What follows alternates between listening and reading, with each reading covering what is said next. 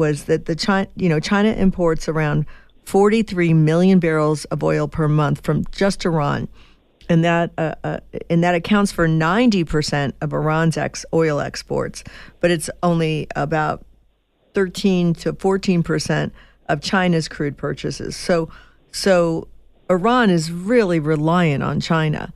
And so I think that's why, Russia for a moment said they were going to help out Iran, but nothing really came of that. China was just silent, and yet they've been using Iran for their oil. And when push came to shove, it's almost like they walked away. Am I wrong to see it that way? I'm not saying that they are. I think they're going to keep them afloat by continuing to purchase their oil. And I believe President Trump even said he wished that they would purchase U.S. crude, but he wasn't going to stand in the way of them buying oil from Iran. So I think it's important, though, to understand that's how China is supporting Iran right now. I think China, the CCP, the Chinese government would continue finding ways to support Iran. So it mentioned about oil. So Iran, because of the world sanction, Iran oil was sold to CCP in a discount, quite a bit discount, actually. If you look at the price, I think although I don't know whether this is actually true figure or is it underestimated, they mentioned about their discount up to $11 per barrel. So that's a huge discount. Okay, so it could be even cheaper because they have no options, and they, CCP purchased their 80-90% of oil. So bargaining power, and plus not only that, because the leader of the country and even the Iran Revolution Guard Corps, the leaders now has been being assassinated, decapitated by Trump's first term. And they all have their banks, their monies in China, in Hong Kong, in Beijing, in Shanghai. They have their daughters and sons are basically captured, by the CCP. So they have no choice. So that's why I wanted people to understand Iran is a tributary and it's completely controlled by the CCP if the Iran dictatorship continues. The only way to get rid of the CCP's control is Iranian people start standing on their own and take their country back from, the overseas autocratic region and totalitarian region, which is already, reaching out to the rest of the world, including the United States. The story I just said about what Carrie Lake testified this morning, exactly telling you that they're using your money and putting their propaganda in your channel, and you cannot do a thing about it. You can weaponize it. They can weaponize the media they control and attacking congressmen. So if they can attacking congressmen, they can attacking President Trump. They can attacking Stephen Bannon, Peter Navarro, Giuliani, and Miles Gore. Who else will be safe? No one. So this is where I want your audience to really think about the implication, what Carrie Lake is actually telling you. They're dismantling. They are dismantling this communication structure like NPR that is being used against us. And we've been funding our own disinformation network. The U.S. taxpayer has been funding people that mean to do us harm and create a messaging which is not truthful against us because they want to be in power. And you have to ask the question, how did this happen? This is infiltration. So slowly, gradually, they subvert you without even you realize it. So now people are waking up and starting challenge. But the beautiful thing about your democracy is even Carrie Lake, with mounting evidence and with things that happen and damage done to Americans, she has to stood the scrutiny of both parties that representing American people, and that you should celebrate. But your enemy, the CCP, they don't understand. They don't believe democracy. They only believe absolute power. And they're mocking you. They're making it even more messier. That's why they sow discord, they create divisions, and they're sowing hatred among you, and then let you do the things that destroy the great system you have. And they are watching, and they're clapping and cheerful for that. They control the media. They control the the big tech. They control some of the Wall Street funds, and they literally control a lot of the American people's pension funds still, right?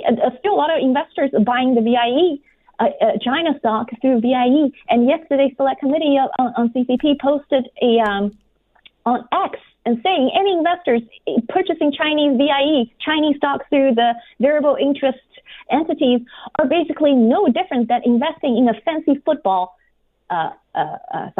fancy football game. I think that's a team. Yeah, that's how. Oh, so they're like betting on a football game. Is that what you're saying? Yeah.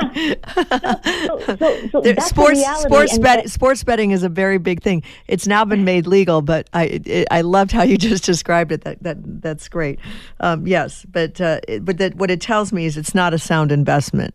It's a gamble. Yeah, it's a gamble. That's what you would lose everything. Right. The moment the CCP show their true face, and the moment that this conflict goes to a next level, you're going to lose everything. Everything you have, the double return digits on your retirement statement or pension fund statement, it's gone. It's wiped out.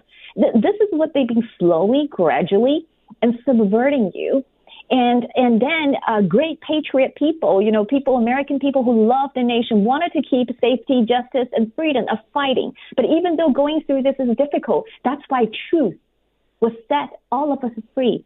The key is facing the facts and the truth. But CCP is really good at using your pendulum effect, using your bipartisan fight, exploring the tension, whether it's racial, whether it's political. They understand how to use that to their best advantage.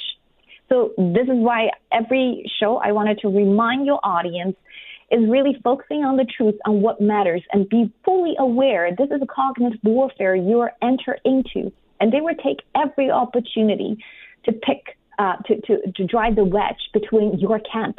They wanted you to become fractionalized and factionalized. And there's been so much energy and money and resources and communication spent to fractionalize the people of America. We are probably in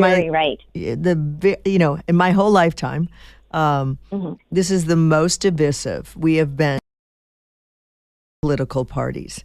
And someone, mentioned to me today, what's really been wonderful in the last few days out of everything that's happened is people on the other side who acknowledged that what Donald Trump did was actually beneficial, was actually good. It broke through that barrier because people who have been known to love to hate Donald Trump were coming forward and saying, hey, you know what? And I think it was Steve Smith yesterday said, look if you tell the truth all the time, not just when it's politically expedient, you start to build credibility. And right now, we have to tell the truth that Donald Trump and his administration did something that was so expertly done. We need to thank him for what he's done, and we need to say the truth, which is this was the right thing to do at this time. And so I thought, isn't that great? Because these are people that don't normally have Donald Trump's back, nor do they particularly care for him personally. I'm okay if you hate him, as long as you can acknowledge that what just got done probably saved us from a nuclear proliferation in the very near future. And they're going to have to show what their intel was.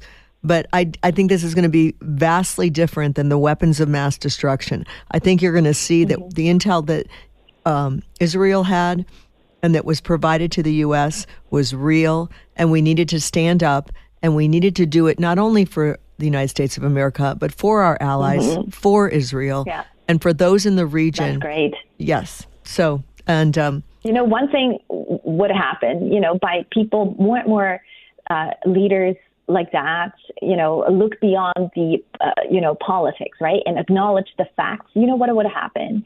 One thing would happen. You would see the American people and also leaders themselves would see more clearly who are the traitors, who are potentially infiltrated by the CCP, who are potentially compromised by the CCP. You will see that more clearly because right now there's a lot of smoke screens. Okay, there's a lot of smoke screens. You don't know what's happened, but the more people united, you're leaving those few on the open field and left everybody to see. Right. They have no cover. Okay, they have no cover. So this is where I think Miles School is going to and the whistleblower and the new federal state of China will be able to help. Because if you look in terms of who is attacking Miles Guo, I'm talking about the Western weaponized judiciary system. I mean, this is a huge problem for America because, as I said, CCP attacking you kinetically on your homeland, the chances are very small. But they attacking you using weaponized judiciary. I mean, it's not just me saying it. You've been witnessing for a number of years, right? Yes. Why President Trump has so many, legal cases and even convicted felons. And look at Stephen Bannon and Peter Navarro and Rudy Giuliani. I mean, they all have legal cases, and two of them went to prison for 4 months, right? And Rudy is bankrupted by the mafia. Okay, so, but if you're looking at behind, this is why Miles Guo has warned us very early on in 2020 or 2021, because he had 74 plus legal cases in the United States. Right. A hero, a voice for the people, for the deplorable, and a true whistleblower has been painted as rapist, as fraudster, as double agent, as whatever you can think of. Okay, from the get-go, from 2017, the moment that he started telling the truth on the CCP leaders and on the CCP system. So now you have to see that, follow him, you will find out the connection. And I see it so clearly, which I've already saw that many connections, but I'm hoping American would do the heavy lifting and study the law firms, study the judges, study who the you would paint a much better picture, because with your knowledge, you would know what's going on. You would see it so clearly.